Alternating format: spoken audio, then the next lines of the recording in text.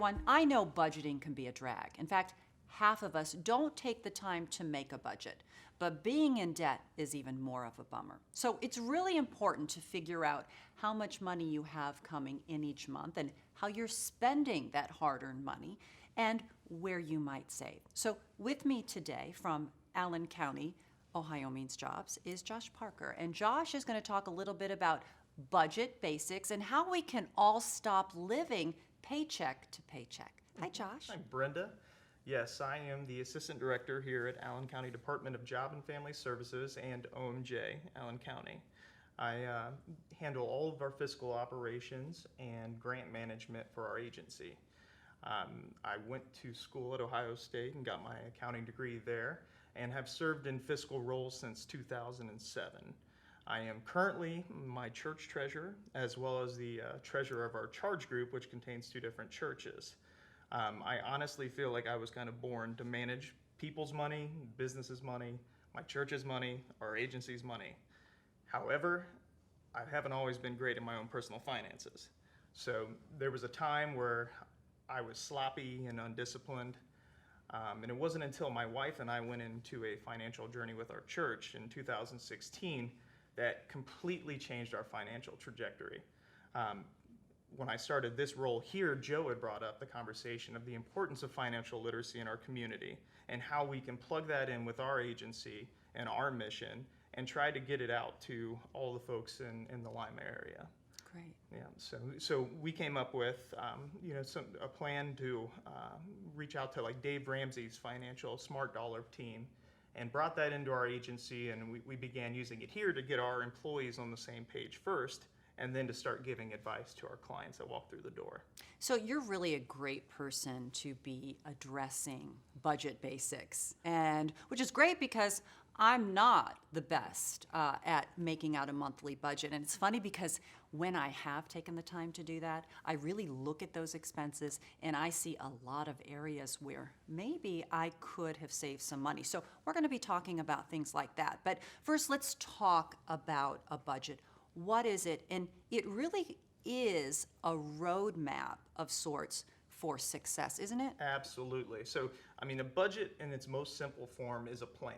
It's a spending plan that takes in all of your income, the money that's coming in, and your expenses, everything you spend.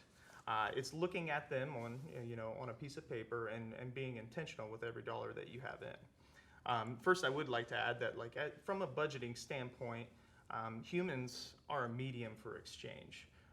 We have money that's coming in, and then we use that for services and goods that are broken down by two basic elements, wants and needs. So let's talk about wants and needs and the difference between the two. Absolutely. So needs are a necessity. Like the big three, I would say, are shelter, clothing, and food. A want is a luxury item in a sense. It can be within the necessity category. Like that designer purse Like is a that want, designer it's not purse. necessarily a need. Exactly. Yes. A need would be to have, some sort of clothing, but once you get into the luxury designer things, that's not an actual need. A shelter could be, is a need, but a want would be a house that's 5,000 square foot with 6 bedrooms, 6 bath.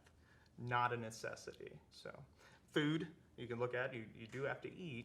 However, steak or filet mignon every single night isn't a way to live your life in the most cost-friendly manner. And I think people can relate to that because I think we all find ourselves indulging a little bit maybe on the want side versus the need side. So, okay, let's dive a little bit deeper and let's talk about a budget and how that works, what it might look like. So a budget, again, is just that spending plan that we look at, comparing all the money that's coming into your world and everything that you're spending on those wants and those needs. Our budget that we have here is a condensed but detailed budget that if you walked into our agency, one of our career consultants would go through with you to try to look at all of those income and expenditures. So let's take a look at that budget. Let's talk about income and expenditures, or even more simply, is the money that you have coming in versus the money that you have going out of your household. Perfect. Yes, absolutely. So let's start on the left-hand side. That's the income side of our budget. So we have listed out on the left-hand side the most common income-related categories and included multiple lines for employment for multiple jobs for one person or within a family. For us, we total all the money on the applicable categories on a monthly basis. An example, if my job paid weekly and on Fridays for the month there are 4 Friday pay periods, then I'd bring home $500 each week. You would record $2,000 in the first employment line, and then you could input any additional income and resource items the rest of the way down. Next, we would look on the expenses side. That's the right side of the spreadsheet. The easiest way to complete your first budget is by pulling bills from the previous month. This will give you a starting point for expenses. As you get more comfortable with your budget, you can begin to project utilities based on seasons such as summer's AC bills or winter gas bills or any other anticipated ups and downs. Each year there's different structured things. You have birthday every year, you have Christmas every year, maybe there's a big event like a wedding, but you have to take those into consideration as you're working on your budget. If you don't have a bill, you can estimate line items, and it's important to track those expenses going forward. In order to get control of your finances, you have to put in the effort of tracking your expenditures. You can't live within your means if you don't know how much money is coming in or how much money is going out. Josh, what are the most important points that you want people to walk away knowing today when it comes to budgeting? That's a great question. I think the 2 most important points would be that the only way to improve your financial situation is by increasing your income or reducing your expenditures. Outside of that, there's no other way. I mean, that's just the most simple as it gets. You have to increase what's coming in or decrease what's going out. Sure, that makes sense. And so when we talked about earlier those needs versus wants, where does that go into the budget? Those go on the right-hand side of the where all the expenditures are. The expense side of the budget contains both needs and wants. A point I would make with those is you enter the expense items, it's important to look at them and question if there's anything you can eliminate or reduce. Cutting cable has been a popular trend in the past couple years. Can you look at your cell phone plan and reduce it? If your car payment is more than your rent, then you should be looking at downsizing to decrease the financial burden of those payments. After all income and expenses have been entered, you'll be able to see your monthly financial position from your budget by taking your income and subtracting your expenses. The goal here is to have a zero-based budget. That means your total income matches total expenses. Every dollar is accounted for and has a place. Using this budget example we have on the screen, we end up having $55 remaining for the month. If you're just getting started and don't have a savings, we would suggest using the excess to work on building up an emergency fund or that rainy day fund. Our friends at Superior Credit Union will talk more about that shortly. We suggest getting at least $500 in a savings account as quickly as possible to help cover emergency expenditures that pop up and aren't accounted for in your budget. This set aside is not a new purse fund, but instead a cushion to keep you from starting a negative financial chain reaction. Yes, Josh, saving money is so important, but it's not always easy to do.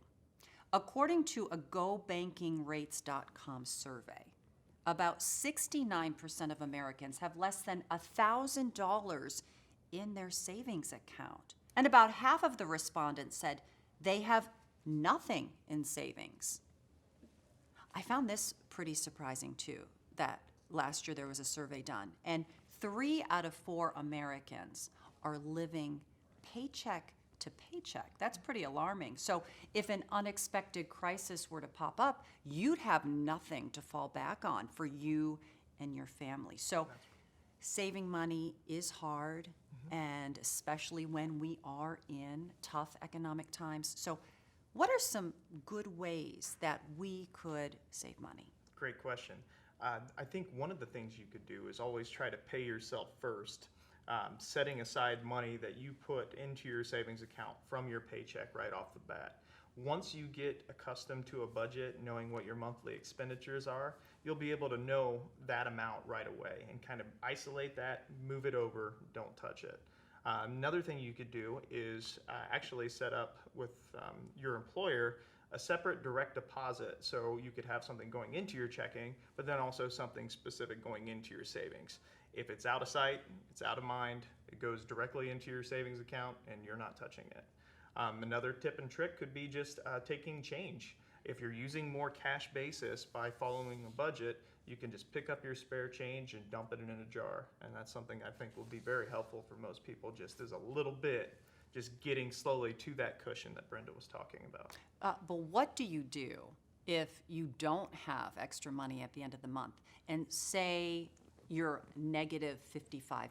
That's a great question, because it also comes back to what our original point was. You either have to increase your income or reduce your expenditures.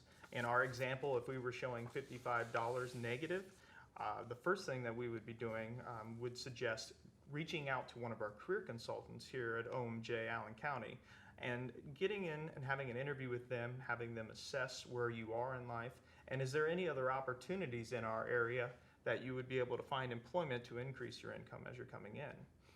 You can reach out to us directly via our phone, 419-999-0360. You could check out our website, which is ohiomeansjobs-allen-county.com. Or you could come into our building here, come on site and look at our ever-changing jobs board. There are tons of local jobs right now, and it's constantly revolving, where we're taking some down that have been filled and adding new ones. So those are great resources for increasing that income. Yeah, and I think there is no shame in asking for help. You know, everybody at some point is challenged, you know, at some point financially. So I do recommend that people come in, stop in, talk with someone here at OMJ Allen County. So any final tips for folks when they are making a budget? I would say just tracking your expenditures in the beginning is going to be difficult, but sticking with it. Finding ways to follow through with what's going out of your account, and reaching out to see if there's ways to reduce your expenditures. Contacting your car insurance to see about maybe there's a policy out there you can competitively quote to get it reduced. Doing that, cutting the cable, which was so popular here over the last couple years. So. And those little things, Josh, add up. So when I was growing up, I vividly remember going to the grocery store with my mom. And, you know, she had an allowance. So she would go into the grocery store with cash, and she had to make sure that she didn't go over that amount. And that was a great way to kind of keep your budget in check. So do you recommend that if someone is new to kind of budgeting and trying to get things in line, to maybe use cash? Absolutely. So you could do an exercise where you just write up a list, and let's say that list comes out to about $60. Well, you take only $60 with you to the grocery store. If you only have $60, you can only spend $60. And this is a tough exercise, because there's going to come a point where you might have to pull things out of the checkout line and tell the cashier, I'm sorry, I'm unable to purchase that because I only have a set amount. But what this does is help make you disciplined in your purchasing. There's tons of noise out there. We're heavily marketed to. There's impulse items everywhere you turn. And walking through a store with a set amount of money will require you to only obtain that amount of goods. So I highly suggest trying that. And even if it's just a basic trip where there's not a lot that you're even purchasing, it just gets you used to having that feel of money and being structured. And I would highly suggest giving that a shot. That's great, Josh. That's great information. And financial freedom is possible. It's just going to take a little bit of work. It's going to entail making out a monthly budget and sticking to it, and making sure that what's going out every month does not exceed what's coming in. Bingo. Okay. Thanks, Great. Josh. Oh, thank you. Great information. Absolutely. So before we go today, let's look at some Superior Credit Union spending tips. Avoid impulse spending. Go to the grocery store with a list and make sure you're sticking to it. Bring your lunch to work instead of buying fast food. Make that daily cup of coffee at home and bring it with you instead of stopping and buying that cup of coffee at work. Toss your spare change into a jar and deposit it into your account when the jar is full. Set up a direct deposit and put a portion of each paycheck right into your savings account. You won't hardly miss it. Happy banking.